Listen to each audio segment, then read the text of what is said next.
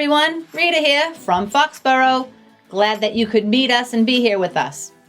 Do you have a favorite friend or cousin or maybe a neighbor that you love to play with? All of us have people in our lives who we deeply care about. When you get someone that you're close to, what's the best way that you can show that you care about them? Well, it's to share, right? Sometimes it's easy, but other times it's hard. Well, like this bag of candy. Not my favorite, but you know. Hey there, Rita. Hey! Hi, I'm really looking for something sweet. Do you have something? I do. Here you go. Oh, thank you. You're welcome. Great. See ya. Bye. So it's really easy to share that if you don't like that kind of candy, right? Which I really don't. What about like your grandmother's famous deviled eggs? Would that be easy to share, do you think? Maybe. Depends on if you liked them or not, right? Well, how about that video game that you played and you defeated it? And you've owned it for years, so you really don't play anymore. Is that easy to let your neighbor borrow? Probably, right? It's not so difficult. How about that big tub of Legos sitting in the bottom of your closet? All those pieces in there?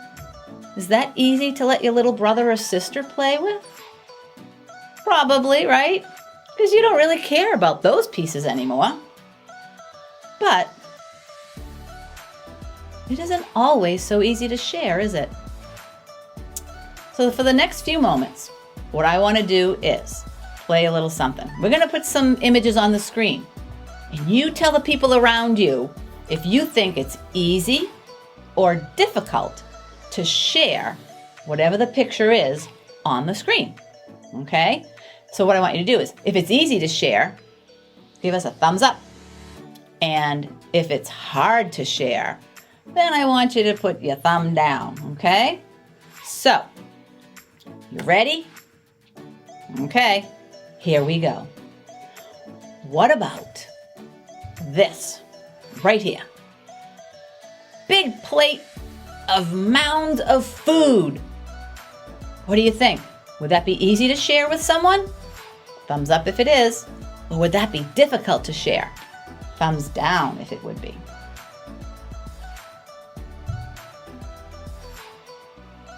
What about video games? How easy is it to share your video games with your little brother or sister? Let's say you just got the video game. Is it easy or hard to share? How about if you only have one controller and you can't play with them? Is it easy or hard? You decide. What about a pair of brand new shoes and your pal next to you takes the same size and wants to try them on and wear them? Would you let him? How about if you have stacks of cash? Would that be easy to share with your friends or not? You know, we've probably heard our whole lives from people in charge. You need to share. Mom wants you to share your games with your little brother or sister. The basketball coach wants you to share the basketball with everyone else on the team. Doesn't want you to be a ball hog. Your teacher may ask you to share your hand sanitizer before lunch. Sometimes it's easy. Sometimes sharing is very difficult. We love our stuff. And nobody wants anything bad to happen to the things that they cherish, right? But what if sharing really was important? What if it wasn't just something that adults in your life told you you should do? What if sharing was something that God desired for you to do? Our bottom line today is share what you have. In today's story, Jesus will be telling us about someone who was getting a lot of stuff but didn't want to share. But before we do that, let's stand up and worship God by singing and dancing.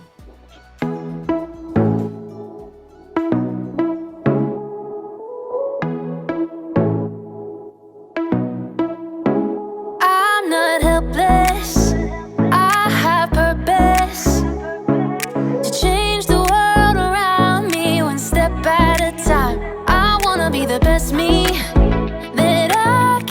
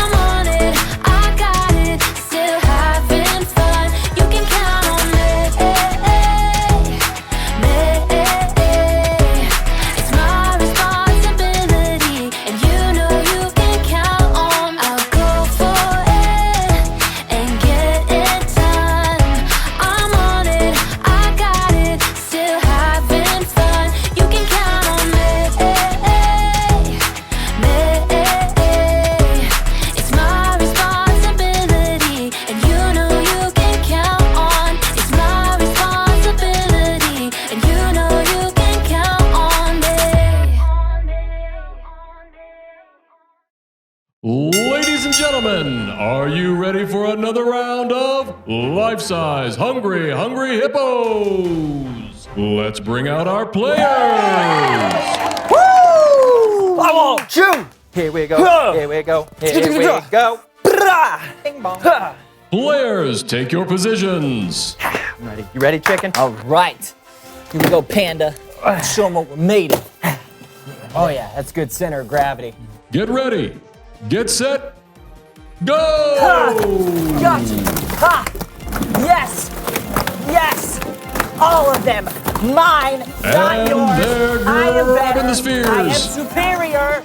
You are not. Oh, Steven's look at looking that. like he's That's ahead. extra point. Oh, Wait, come here, Lawson's wait. really moving Defense across the championships. floor. Come on, here we go. Come on. They're neck and neck. Soccer ball, chicken. Ah, And you're on the right. Go. all the way across the floor, the Panda's really raking him across the coals. Steven's moving for the last big one. I got the big ball. Basketball, basketball, basketball. Yeah. You got the. Where was that one? I didn't see. Steven wins! That's not fair. I didn't even see the big one. Fine. Look at that. I'll spot you a point. You can All have right. that one. May I the didn't best want man anyway. win. Because he won. That's a good one. Okay, What's next? what's up? Now it's time for life-size Jumanji. Nope, I'm out.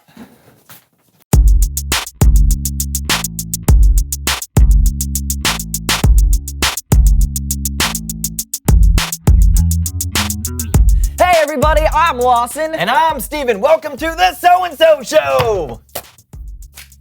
Oh, look at that. A comic book falling from the sky. It's a literary miracle. Yeah, more like a out-of-control comic book collection. What? No. Don't say that. They'll hear you. Who? The drawings? Okay, seriously, Lawson, can you please explain what's going on here? What? A guy can't like comics? This is not liking comics. This is preventing us from being able to do literally anything on the show today. Not true.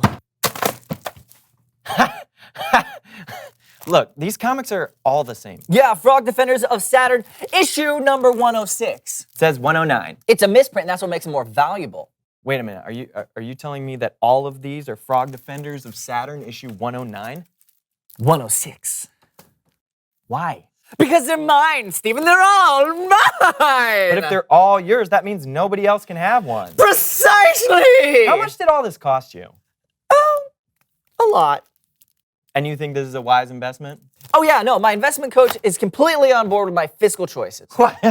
How do you know the word fiscal? And also, your investment coach? Yes. Why don't you welcome someone who knows stuff?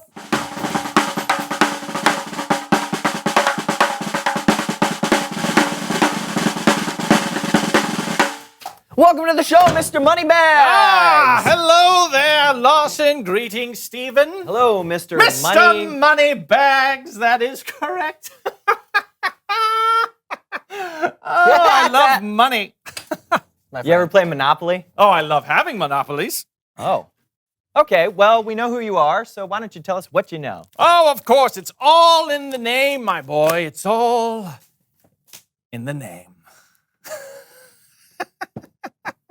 That's my friend. You're gonna have to be more specific. I know money! Bags and bags of money. With money, anything you want is yours for the taking and for the keeping. Remember that, Lawson, my boy. Exactly right. Yes, and I've been applying what you taught me to my comic book collection. Ooh. All for me. And yes, it's true. I want all the comics show. Oh well, for you. Ah, bravo, bravo. Well, that doesn't seem very nice. Lawson, whenever a friend asks me for a favor, do you know what I tell them? Oh yeah, I know this one. You say, I tell them no. All right? I tell them no. You don't need friends or favors in this life. Remember that all you need is pennies, quarters, and dollar bills raining from the sky. Those are your real friends. but you do have friends that are real people, though, right? Right? Oh, of course I do. Of course I do. If you consider Mr. Franklin and Mr. Hamilton. Oh, hello there, Mr. Hamilton. Oh, you're looking mighty green today. Well, thank you, Mr. Franklin. Oh, I'll take that as a compliment. Is this my future? Oh, by the way, thank you for inventing electricity. Oh, yes, of course. Oh, and thank you for not throwing away your opportunity. Okay, it's Bible story time with Kellen. I need more of these.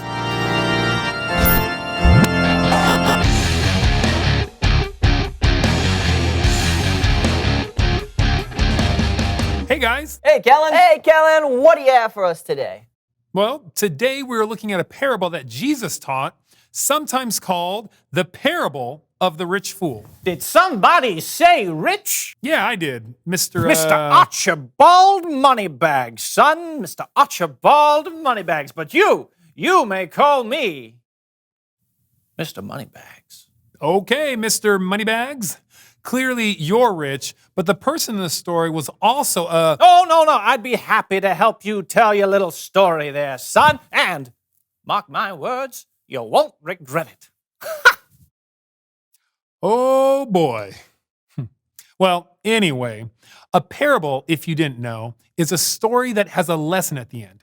Jesus used stories sometimes to help people see what he was talking about in different ways.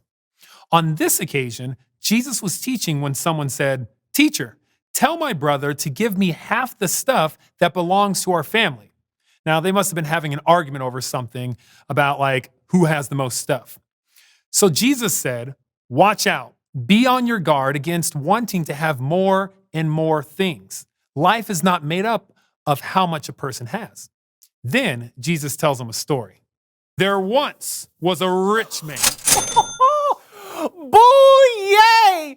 Oh, I will add this to the 25 smackaroos I won in that beauty contest. One year, his land produced a very large crop. Look at all of my crops. Stupendous! But what should I do? I don't have anywhere to store all of these crops. And there is no way I could use all of these crops in just one season all by myself. What to do? What to do? Light bulb! I will take all of my barns and tear them down. Wait for it. Tear them down. But then build bigger ones. And then I will store all of my crops in these newer, larger barns. Ooh. You know, I have plenty of crops, and these crops are going to last me for a long time. I mean, many, many years long time. So I should probably just take life a little easy. I suppose I'll just eat and drink and have a really good time. But God said to him, You foolish man, tonight I will take your life away from you. Then who will get what you have prepared for yourself? No! Oh, my corn! Ah! Now there's so many bulls! Ah! I'm dead. to be clear, there were no, and I repeat, no inflatable kiddie pools in Jesus' story. But the rich man did die, and he never got to enjoy all the crops he had stored away for himself. Then Jesus said, that is how it will be for whoever stores things away for themselves, but is not rich in the sight of God. The end. Wow, that was quite the ending. Yeah, I think the point Jesus was trying to make is that we only have so much time here on earth. Do we want to spend it caring about all the stuff we have? Or do we want to spend our time caring for the people we love? Yeah, instead of keeping all the crops to himself, the rich guy could have shared with the people around him. And I think that's what Jesus meant when he said we should be rich in the sight of God. I think you're right. And that sounds like my job is done here. I'll see you guys next time. Thanks, Kellen. Bye, Kellen. Stephen, Yes, Lawson? I think I might be hoarding comic books. Might be? I don't want to die like the rich fool in Jesus' story. I don't want to end up friendless and alone. I'm your friend. Not now, Stephen. I have to do something. What should I do? What should I do? I don't... The light bulb. Reveal the question. What do you have that you can share? Comic books. Yeah. I have so many. You get a comic. You get a comic. You get a comic. You get a comic. Lawson? You get a comic. Thank you. What do you have that you could share? Could be stuff you have, or you could share your time or your talents. It's our responsibility to share what we have, and it's one of our rules for life. Share what you have. Talk about what you have to share with each other. And we'll see you next week. I'm Steven. And I'm Lawson. And this was the So-and-So Show. Bow, bow, bow, bow. Hello? It's not about money anymore for me. No, not at all. I'm going to share from now on. Yes. Sharing is caring. I'm going to change my name even. They changed my name. It's not Mr. Moneybags anymore. No. See? It's gone. In fact, my name is Mr. Empty Pockets. That's right. I'm Mr. Empty Pockets now because I give away so much money that my pockets are empty. Hello? What a story. The man in the crowd, he was hoping that Jesus would kind of negotiate a plan with his brother to share the family property. But Jesus never does what's expected. He took it completely in a different direction. This parable pointed to the importance of sharing what we own instead of accumulating more and more and more. We don't know how the man responded in Jesus' story. It's possible he stopped trying to acquire more and more. Maybe the man chose to share more of what he already had with those around him. When you look at the life of Jesus, he not only spoke about sharing, he also shared. Jesus lived a life of generosity. From the people that he healed, to the mouths that he fed, to the time that he spent with others, Jesus didn't hesitate to share with others. You know, this parable wasn't told just for the men in the crowd and the times of the people who lived in Jesus' day, but this parable was also told for us. Because if we are to be a follower of Jesus, then it's our responsibility to learn about Jesus and to follow him with our life. Kind of reminds me of our life app, which is responsibility, which means showing that you can be trusted with what is expected of you. And if we're followers of Jesus, we're expected to share, just like Jesus did. Instead of trying to protect everything that we own and worry about getting more, we have to see what we can do to share in order to show others that we love them, like God does. You know, to be rich in God's sight, it really means that we look to help others and to share what we have. Today's bottom line, share what you have. This could mean sharing massive stockpiles of freshly picked fruit from your Skittle vine. Ooh, wouldn't that be awesome? Or maybe it's sharing an encouraging word to someone who needs it. It could even mean donating some of your toys to different charities. Today's key question is, what do you have that you can share? Doesn't need to be big, just share what you have. And you could have a huge impact on others. Bye-bye. See you next week.